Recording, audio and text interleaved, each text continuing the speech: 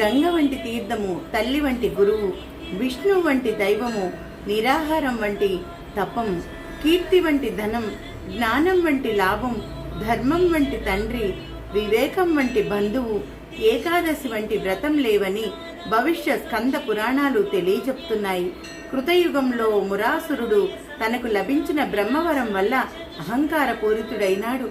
దేవతలను, మునులను, నరులను హింసించసాగాడు.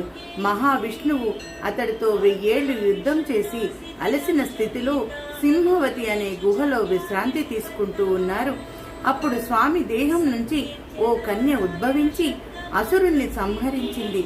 అందుకు ఎంతగానో సంతసించిన ఆయన వరం కోరుకోమన్నాడు.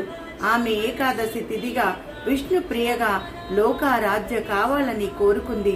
అప్పటి నుంచి తొలి ఏకాదశి వ్యవహారంలోకి వచ్చిందని మరో పురాణ కథనం. సమర్థ, నిజంగా ఆ మహావిష్ణువు గురించి ఈ మాత్రమైనా తెలుసుకొని 4 ముక్కలు చెప్పడం నా ధర్మంగా భావించుకుంటూ ఎంతో ఇష్టంగా చేసుకుంటున్నటువంటి ఈ తొలి ఏకాదశిన ఆ శ్రీ మహావిష్ణువు దయ మాకు ఉండాలని మనస్ఫూర్తిగా కోరుకుంటూ ఈ చక్కటి శ్రీ మహావిష్ణువు గురించి ఈ 4 ముక్కలు చెప్పుకున్నందుకు సంతోషంగా అనిపిస్తూ ఆ తండ్రికి హారతి ఇచ్చుకుందాం.